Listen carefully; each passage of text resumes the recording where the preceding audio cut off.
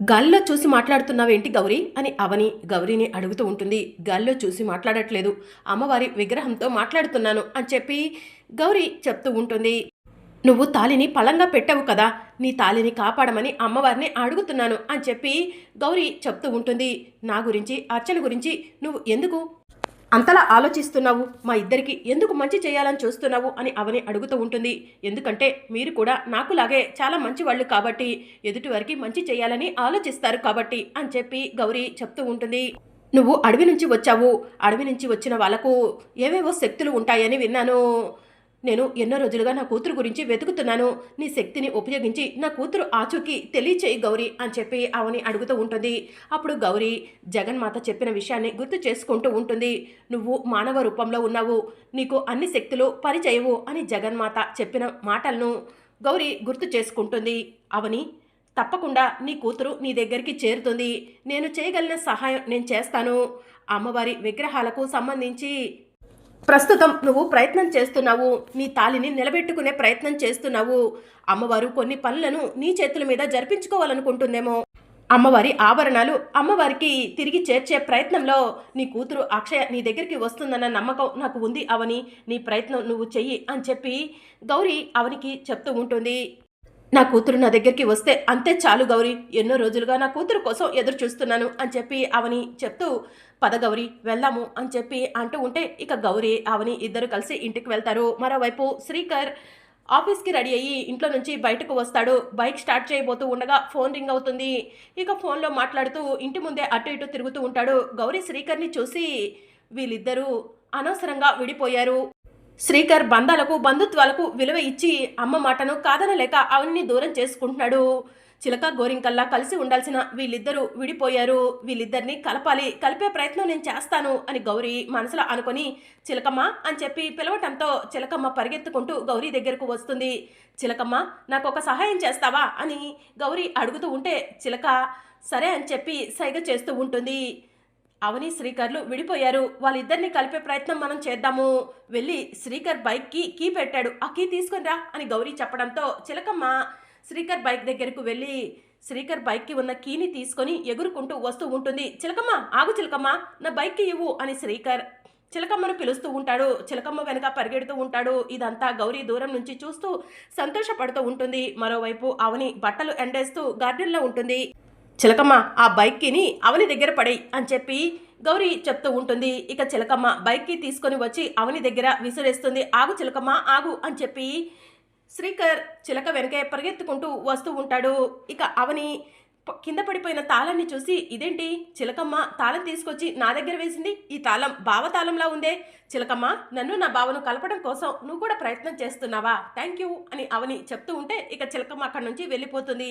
ఇక శ్రీకర్ పరిగెత్తుకుంటూ అవని దగ్గరకు వచ్చి, అవని నా బైక్ ఇవ్వు అని చెప్పి అడుగుతూ ఉంటాడు. నీ బైక్కియా అని అవని అంటూ ఉంటే, అది నా బైక్ అని నీకు తెలుసు కదా అవని, ఇలా ఇవ్వు అని శ్రీకర్ అడుగుతూ ఉంటే, లేదు బావా నేను ఇవ్వను అని చెప్పి అవని అంటుంది. ప్లీజ్ అవని అని శ్రీకర్ అడుగుతూ ఉంటే, ఇవ్వను అని చెప్పి అవని పరిగెడుతూ ఉంటే శ్రీకర్ కూడా అవని వెనుక పరిగెడుతూ ఉంటాడు. ఇక అవని శ్రీకర్ ఇద్దరు కూడా అలా పరిగెట్టుకుంటూ ఉంటే దండం మీద ఉన్న బట్టలు ఇద్దరిని కూడా ఒకరినొకరిని కలిపేసి చుట్టేసుకుంటాయి. ఇక దాంతో అవని శ్రీకర్ ఇద్దరు కూడా ఒకరినొకరు గట్టిగా హత్తుకొని ఒకరి కళ్ళల్లోకి ఒకరు చూసుకుంటూ ఉంటారు. ఇదంతా కూడా గౌరమ్మ దూరం నుంచి చూసి సంతోషపడుతూ ఉంటుంది. అప్పుడే వేదవతి ఇంట్లో నుంచి బయటకు వచ్చి, ఇదేంటి ఆఫీస్కి వెళ్తా అన్న శ్రీకర్ ఆఫీస్కి వెళ్ళలేదా, బైక్ ఇంటి ముందే ఉందే అని చెప్పి అటు ఇటు చూస్తూ ఉంటుంది. అప్పుడు గౌరీ వేదవతి దగ్గరకు వెళ్ళి, ఎవరి కోసం చూస్తున్నారు, ఇలా రండి అని చెప్పి పిలుస్తూ ఉంటుంది. ఇక గౌరీ దగ్గరికి వేదవతి వచ్చి, ఏంటి అని చెప్పి అడుగుతూ ఉంటుంది. ఎవరి కోసం చూస్తున్నారు, మీ కొడుకు కోసమేనా అని గౌరీ అడుగుతూ ఉంటే, అవును అని చెప్పి వేదవతి అంటుంది. చిలక గోరింకల్లా కలిసి ఉండాల్సిన అవని శ్రీకర్ని విడదీశారు, ఆ పాపం మీకే తగులుతుంది అని చెప్పి గౌరీ వేదవతిని అంటూ ఉంటే, ఆ అవని ఇంటి తిండి తింటున్నావు కదా, అందుకే అవనికి సపోర్ట్ చేస్తున్నావు అని చెప్పి వేదవతి అంటుంది. మీరు చాలా గొప్పవార్లని, 10 ఊర్లకు ప్రత్యక్ష దైవం అని విన్నాను, కానీ మీరు ఇలా ప్రవర్తించడం ఏం బాలేదు, వాళ్ళిద్దరినీ కలపండి మంచి జరుగుతుంది అని గౌరీ వేదవతికి చెప్తూ ఉంటే, చెప్పింది చాలే అని చెప్పి వేదవతి అంటూ ఉంటుంది. అమ్మవారిని దూరం చేసుకున్నారు, మీ ఊర్లకు మీరు మొహం చూపించలేకపోతున్నారు, చెడు సవాసాలు చేస్తూ అమ్మవారికి దూరం అయిపోయారు, ఇకనైనా మారండి. అప్పుడే మీకు మంచి జరుగుతుంది అని గౌరీ చెప్తూ ఉంటే, నీ మాటలు వినాల్సిన అవసరం నాకు లేదు అని చెప్పి వేదవతి అక్కడి నుంచి వెళ్తూ ఉంటే, మీ కొడుకు గురించి తెలుసుకోకుండా వెళ్ళిపోతారా ఏంటి? అటు చూడండి, వాళ్ళిద్దరూ ఎంత సంతోషంగా ఉన్నారో. మీరు అంటున్న మాటలకు వాళ్ళిద్దరూ దూరం అవుతున్నారే కానీ వాళ్ళిద్దరి మనసులు ఇంకా ఒకరినొకరిని కోరుకుంటున్నాయి అని చెప్పి గౌరీ చెప్తూ ఉంటుంది.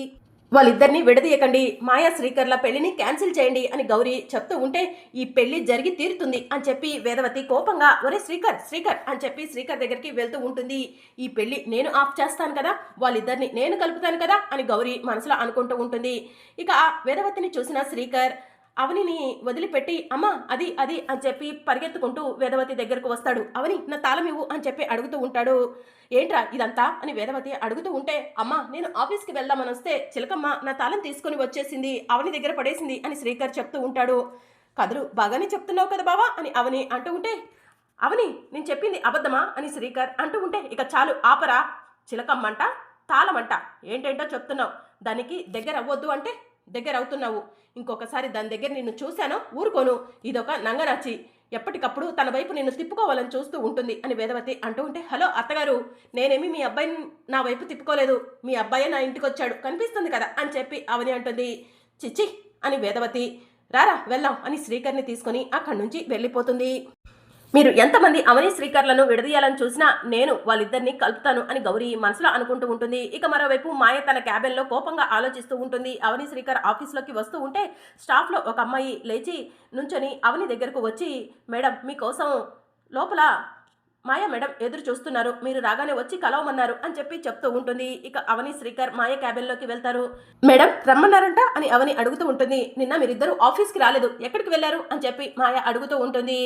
నిన్న నేను అవని అడవికి వెళ్ళాము అని చెప్పి శ్రీకర్ చెప్తూ ఉంటాడు. మాయ షాకింగ్గా లేచి నుంచొని, అడవికా ఎందుకు అని చెప్పి అడుగుతూ ఉంటుంది. అమ్మవార్లకు సంబంధించిన నగల విషయంలో అవనికి ఏవో అనుమానాలు మీ పైన ఉన్నాయంట, ఆ అనుమానాలను క్లియర్ చేసుకోవడం కోసమే అడవికి వెళ్ళాము అని చెప్పి శ్రీకర్ అంటాడు. ఎందుకు అవని నన్ను ప్రతిసారి ఏదో ఒక విషయంలో నిందిస్తూ ఉన్నావు, నాపై నీకు ఎందుకు అనుమానం అని చెప్పి మాయ అడుగుతూ ఉంటుంది. ఏంటి నువ్వు చేసిన తప్పులు నాకు తెలియదు అనుకుంటున్నావా, ప్రతి విషయాన్ని తొందరలోనే నేను బయట పెడతాను అని చెప్పి అవని అంటుంది. ఏంటి అవని, స్టాప్ ఇట్, ఏం మాట్లాడుతున్నావు నువ్వు అని చెప్పి మాయ అవనిని కొట్టడానికి చెయ్యెత్తుతుంది. దాంతో శ్రీకర్ మాయ చేతిని గట్టిగా పట్టుకొని, ఇద్దరు మాటలతో యుద్ధం చేయండి, అంతేకాని చేయి చేసుకోవడం కరెక్ట్ కాదు అని చెప్పి శ్రీకర్ చెప్తూ ఉంటే, అంటే అవని నన్ను ఏమైనా అనొచ్చా శ్రీకర్, నేను మాత్రం అవనిని కొట్టకూడదా అని మాయ అడుగుతూ ఉంటే, అవని మిమ్మల్ని మాట అన్నది, దానికి కారణం ముందు మీరు అవనిని మాట అనటం వల్లే, ఆ విషయం మర్చిపోకండి మేడం. మీకు ఇంకొక విషయం చెప్పాలి, మన ఇద్దరి పెళ్లి జరిగే లోపల మీ గురించి అవని ఏమీ నిరూపించలేకపోతే అవని తన మెడలో ఉన్న తాళిని తానే తీస్తానని మాటిచ్చింది అని శ్రీకర్ చెప్తూ ఉంటాడు. అవునా అవని, అయితే ఇప్పుడు నువ్వు నాకు బాగా నచ్చేశావు, అయితే నీ మెడలో ఉన్న తాళిని తీసేయటం కోసం సిద్ధంగా ఉండు అని మాయ చెప్తూ ఉంటే అవని తన క్యాబిన్లో నుంచి బయటకు వెళ్ళిపోతుంది.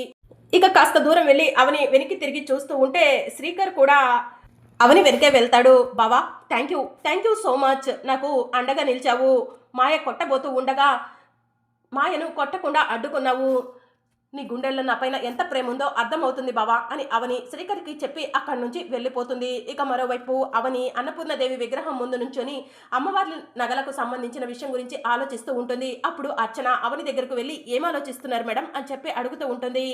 అమ్మవారి నగలు దొంగతనం చేశారు, ఆ నగలను అమ్మవారు ఎందుకు కాపాడుకోలేకపోతుంది, అలా నగలు ఎన్ని దొంగతనం జరుగుంటాయి అని ఆలోచిస్తున్నాను అర్చన అని చెప్పి అవని చెప్తూ ఉంటుంది.